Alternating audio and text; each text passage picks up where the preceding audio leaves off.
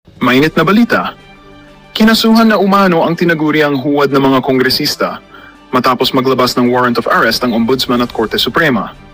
Ayon sa ulat, kabilang sina Abante at Fernandez sa mga opisyal na idinadawit sa seryosong kaso at ngayon ay nahaharap sa tiyak na pagkakakulong. Batay sa mga dokumentong inilabas, sinasabing sangkot sina Abante at Fernandez sa mga maanumalyang transaksyon na matagal nang iniimbestigahan. Dahil dito, hindi na nakaligtas sa mata ng batas ang dalawa at agad na inatasan ang mga autoridad na sila ay arestuhin. Samantala, nananawagan ang kanilang mga kampo ng patas na paglilitis at iginiit na may politika sa likod ng kaso. Habang inaabangan ang susunod na hakbang ng mga korte, nananatiling nakatutok ang taumbayan sa magiging desisyon sa kaso ni Abante at Fernandez. Para sa marami, ito ay senyales na walang sinuman kahit pamataas na opisyal ang nakatataas sa batas. Ang tanong ngayon, may iba pang susunod na malalaking pangalan na mabubunyag at mahaharap sa parehong kapalaran.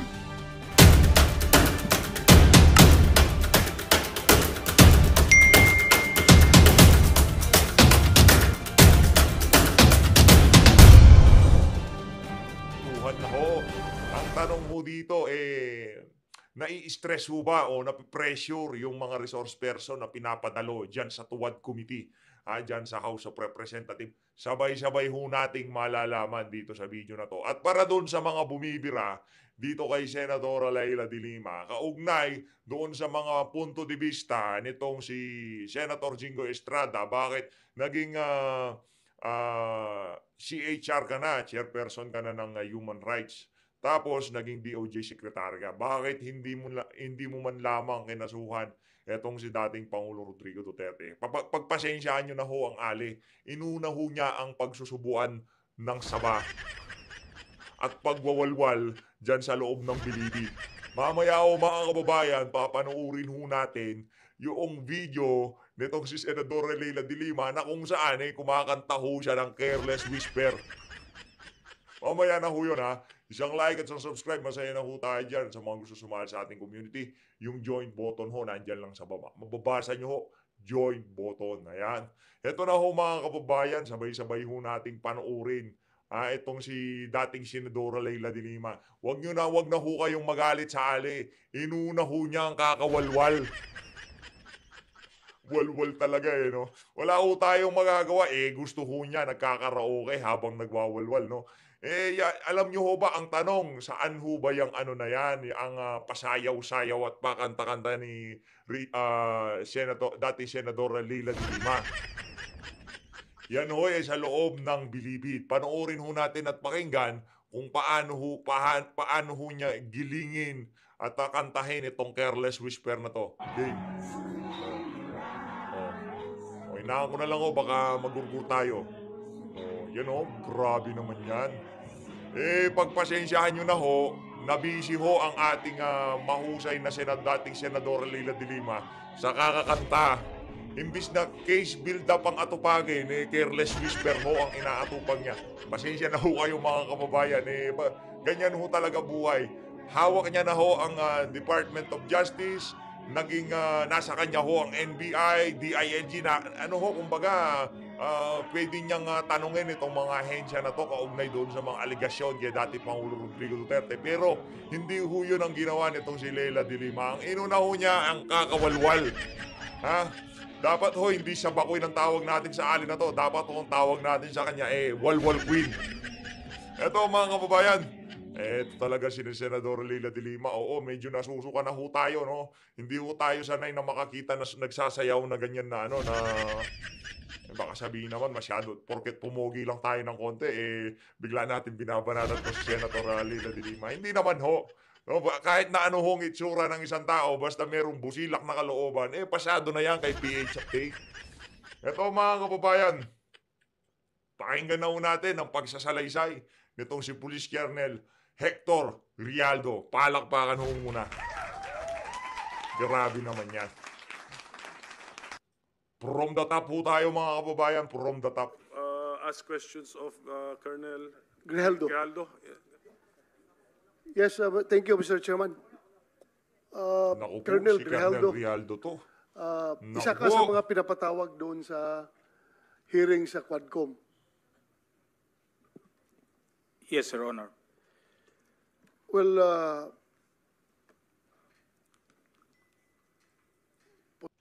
Ano ho? Sino ho bang mas prefer yung maging host dito? Yung matandang huhugin o tayo dito sa...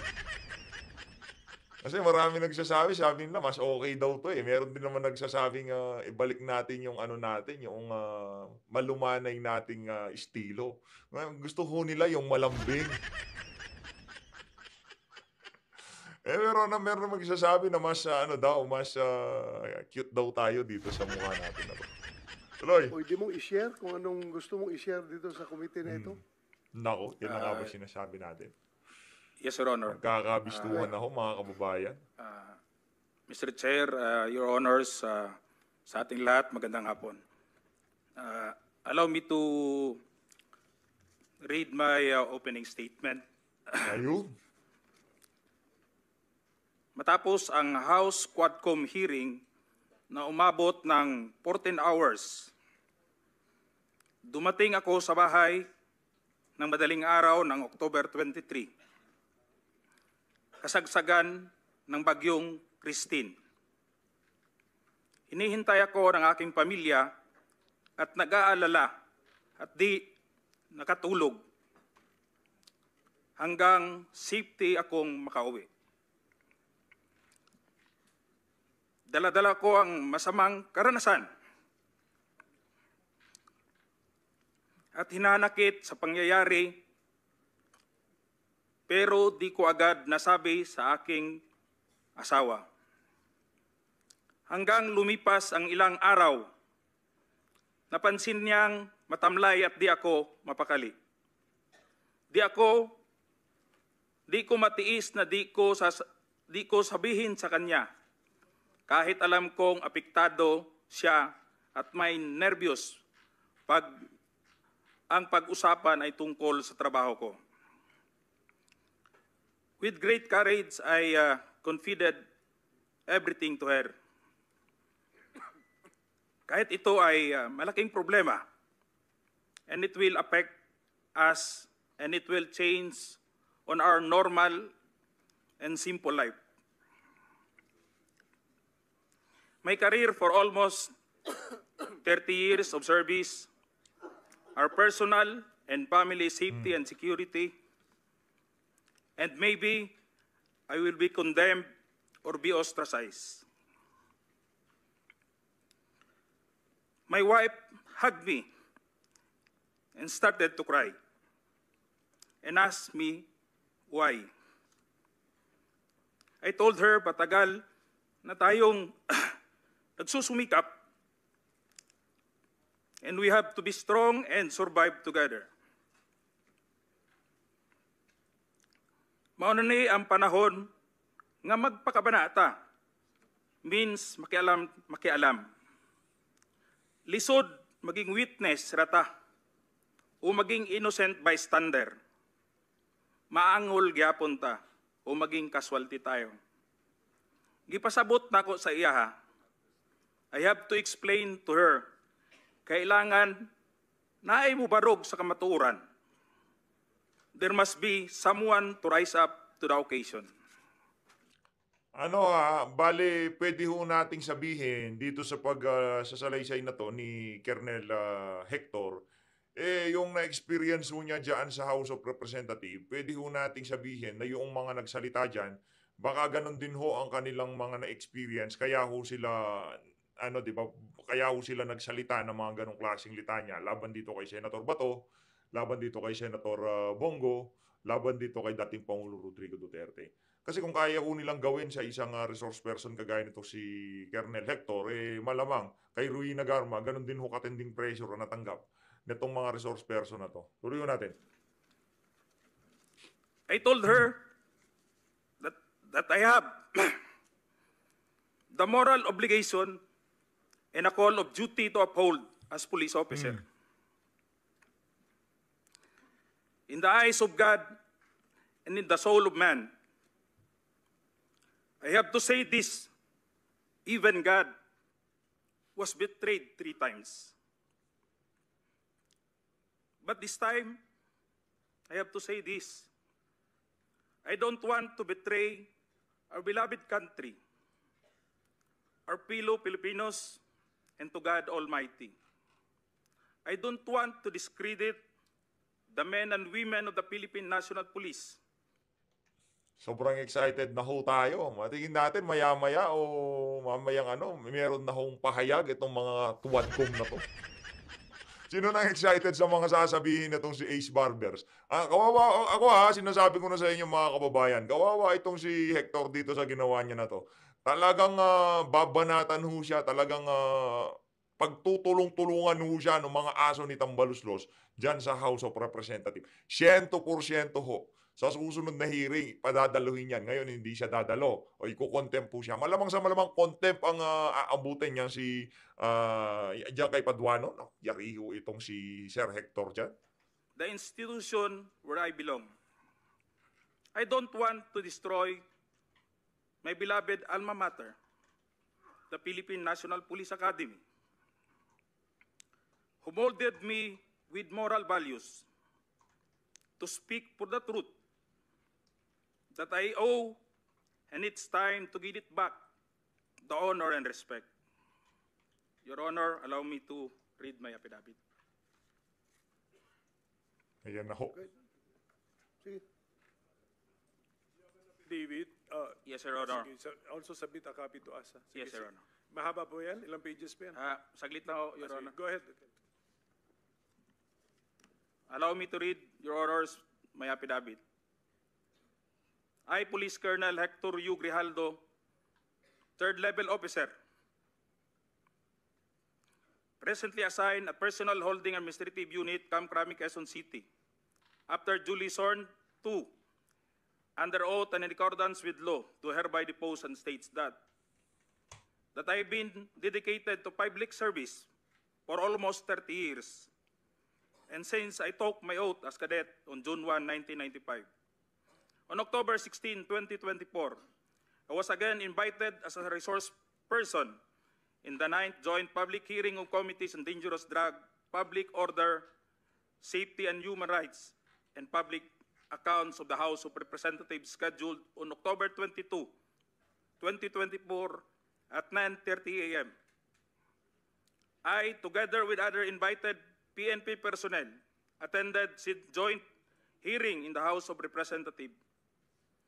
After I answered questions related to extrajudicial killings and the reward system, I was approached by a security personnel Nako. while I was seated in one of the witnesses during the hearing.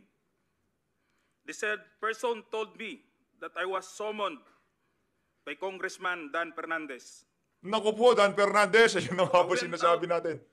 of the room with the security Oh. personnel. When we were outside, he told me to go to the left corridor and proceed straight to the end room. Nako. While walking, I saw other witnesses who were standing in the corridor, including my classmate, Major Portalesa and Captain Anoba, who was wearing a PNP uniform, and the latter acknowledged me by saluting.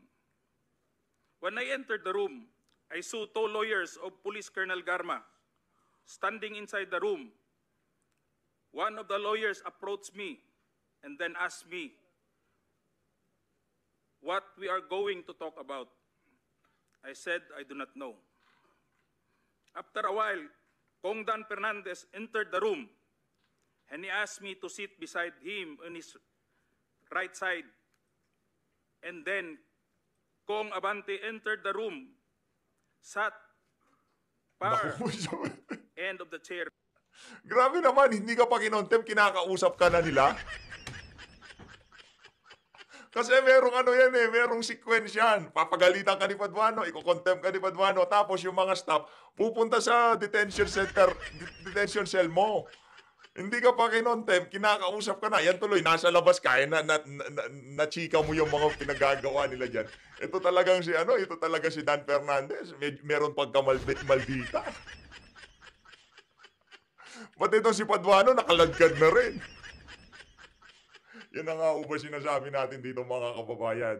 Ang problema ho dito, kahit paano ho nila bali-baliktarin, kahit paano po nila pagtakpan yung mga kalokohan nila dyan sa House of Representatives, sa ayaw at sa gusto ho nila, magkakabistuhan. Kagaya na nga lang ho, nitong nangyayari na to ngayon, pinatawag nyo itong mga official na to, para saan? Para i-corrupt nyo? Para gawin yung mga puppet nyo na magkakatugma-tugma yung kanilang mga testimonya dyan sa Tuwad Committee. Mga walang yaho talaga itong mga congressman na to. On the right. One of the lawyers of Police Karma stood near at my back. Kong Dan Fernandez put the paper he was holding on the table and told me, ito ang sasabihin mong statement na ito. Naku. While pointing on the paragraph on the paper. Ito ang supplemental affidavit ni Colonel Garma. Naku po. Sabihin mo, alam mo ang reward system. Yun. I-confirm mo lang. Naku, yari. Wala na. GG na ho tayo. Good game. Oy, para dun sa mga Tuwad Committee, good game. Tapos na. O, ano, di ba tama yung sinasabi natin dito sa PH Update. Isang hearing lang ho dyan sa Senado. Panigurado, wasak ho lahat ng argumento nila dyan sa Tuwad Committee. Lagi ho natin sinasabi, isa lang hong hearing ang kailangan ni Tatay Digong. Tapos lahat ng argumento nila. Paano ba yan? Kinakausap nyo yung mga resource person na sang-ayunan yung supplemental affidavit nitong si Riwin Nagarma. Yari ho kayo dyan. Yari Kong ho kayo Dan dyan. told me to read the said affidavit. However, I asked the copy of affidavit he was showing to me to read it. He did not give it to me. The lawyer of Police Colonel Garma said, ikaw lang ang pwedeng magsabi niyan, sabi ni Colonel Garma. I was puzzled and I asked myself, why me? I respectfully told him that I cannot confirm. They are saying, as I have not read the affidavit. We went silent for a while. And then Kong Dan Fernandez said, while holding the affidavit, saan ka pwede?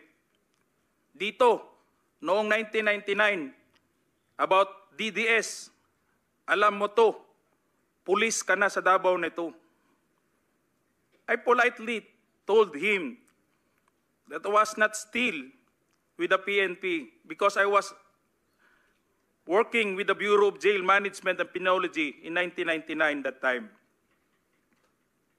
After some time, Kong Abante asked me how many years do still I have with the PNP. I answered, I still have 4 years before my retirement. Then he made a remark, pwede ka pang maging general. I humbly responded to him, masaya na ako sa ranggo ko, sir. Pagkatapos nito, sir, uuwi na lang ako.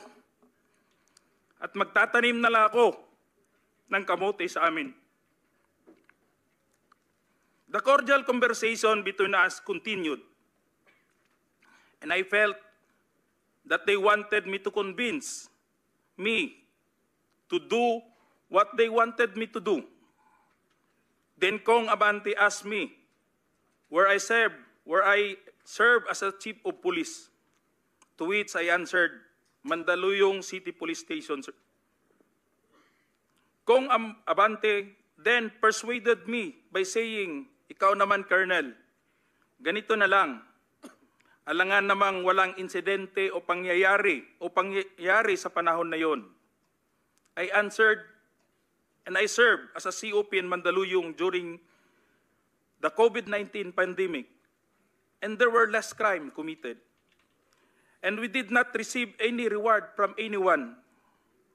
I added that we only received funds, additional MOA or support fund from the Peace and Order Fund of the LGU.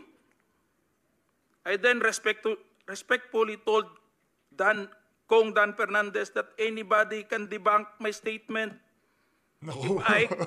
If I confirm the testimony of Colonel Garma about the DDS in 1999, since I was not a member of PNP at the time. Oh, ngayon, Ngayon naniniwala na kayo na yung si Rina Garma, alam ni Garma na darating tong punto na to na merong hindi sasang-ayon sa naratibo ng Tuwadcom.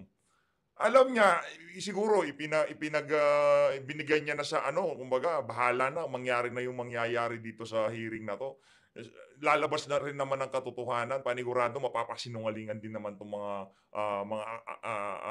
sinasabi ko na to. Kumbaga para na lang sa anak ko. Tayo doon sa parte ng anak niya dahil talagang meron nung pinagdadaanan yung anak niya.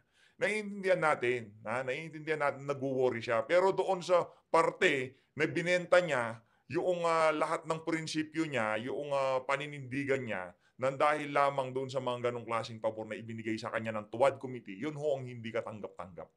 Hindi ho katanggap-tanggap yun para sa atin. Naiintindihan natin na na nangungulila ka, baka anong mangyari sa anak mo. Di ba? Ganun ho talaga nangyari doon sa diyan sa Tuwad Committee. Tuloy ho natin. And I have no personal knowledge as to the reward system. Additionally, I said, the work of the policeman are noble and requires great sacrifice, even without the reward or award. It is our moral obligation and a call of duty to serve our country and people. Then Kong Dan asked me, si Colonel Garma, anong masabi mo sa kanya sa Barayuga? I politely told him I cannot comment on the case. When I respectfully answered him, Sir, mahirap yan. Kasama kami sa nag-iimbestiga at hindi ko alam kung anong kinalaman niya at may investigasyon din sa amin, baka ma-incriminate ako, sir. After the discussion, they did not give me a copy of the second affidavit of Police Colonel Garma. I felt that I disappointed them. Kong Dan Fernandez and Kong Abante left the room, while I and the two lawyers of Police Colonel Garma stayed in the room for a while. I presume that they are about to present the second affidavit of Police Colonel Garma. I asked the two lawyers of Police Colonel Garma why they have chosen me. They did not answer me and just stared at me. And that I went back to the hearing room. When I went back to the hearing room, I immediately called the attention of Police Colonel Lito Patay, who were sitting behind the witness table. We proceeded at the back of the lobby area when they suspended the hearing. I confided and discussed to him what happened in the room with Kong Dan Fernandez and Kong Abante and the two lawyers of Police Colonel Garma. Okay, kaya pala pinapamadali ka ni Coco Pimentel. Ngayon, alam na namin ang dahilan kung bakit kanya pinapamadali. Oh. That's all, Mr. Chair. Thank you, Colonel Grijaldo. What motivated you to speak before this committee?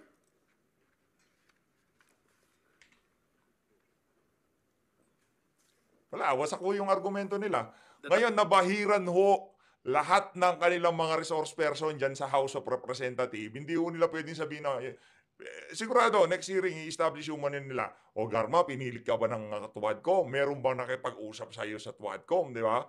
Kaya yung iniiyak nitong si Ruina Garma noong binabasa niya yung kanyang sworn affidavit, sigurado ho tayo, 100%, labag ho sa kalooban niya, yung ginagawa, binasa niya na yon. Wala lang ho siyang magawa dahil lang nakasaalang-alang ho doon, yung kanyang, yung anak niya. Time, Your Honor.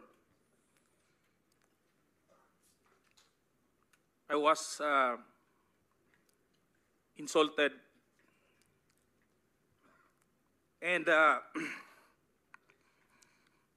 it is very offensive. And I think it is inappropriate for anyone to act like that. Meaning, you feel that you are being coached to make that statement? Yes, Your Honor. I feel corrupted to make that statement, Your Honor. Just because that time, habang nag-uusap-usap, habang nagkakaroon ng deliberation doon sa hearing, Your Honor, hindi ko alam kung may present nila si Colonel Garman at that time, Your Honor, na mag-ano nung second supplemental, ay yung supplemental affidavit niya. So do you feel harassed? Did you feel harassed? It's an harassment and very offensive, Your Honor, and uncalled for anybody. At that time, I was wearing my uniform You're wearing your as uniform police officer. and you are being told to lie. Parang Am I correct? gusto nilang magsisinungaling po ako, Your Honor. So, Colonel Grijaldo, I would like to thank you for your courage. I'm sure maraming police ngayon nanonood, and if you have observed, mabuti na nagsalita ka, dahil if you have observed the way they are treating policemen in the Quadcom, it's Sigaw-sigaw. very hard. I feel them. I feel them. Because naging police din ako. Sigaw-sigaw eh. Kapag sasabihan ka lang, answer yes or no. You can only answer yes or no. You're not allowed to explain yourself. Correct. So, Tama. Para bang you are being deprived. You are being deprived of your right to explain yourself. Kaya lalong-lalo na kapag ikaw itinuturuan na itong sasabihin mo, itong paragraph sasabihin mo, o dito, pwede ka ba dito? So, that's very inappropriate and it's very irregular. Correct. For a lawmaker making an investigation in aid of legislation to make that kind of approach to a resource person na parang pinipilit na itong sabihin mo, iko-coach ka, ito, pwede ka ba dito? Para ang lumalabas na meron talaga silang preconceived na goal na kung anong dapat lang ma-hit dito, kaya ginaguide yung magiging statement mo. Am I correct? Correct. Yes, Your Honor. So ngayon, Mr. Chairman, kung nakikinig yun ang Philippine National Police, lalong-lalo na yung liderato ng Philippine National Police, Nako. I don't know what's Marvel. his reaction with the statement of Grijaldo, because Colonel Grijaldo is just, I congratulate him for being so courageous enough to speak up for the truth in behalf of all the policemen na parang Alam ho. Magandang balita ang hatid namin sa inyo ngayong araw. Sa pagtatapos ng aming balitaan, nagbigay kami ng mga mahalagang impormasyon. Maraming salamat sa pagtutok at pagsuporta sa aming programa. Huwag kalimutang manatili sa mga susunod na araw para sa mga bagong balita at mga kwento na dapat nating abangan. Mula sa Boses ng Masa, magandang araw, Pilipinas!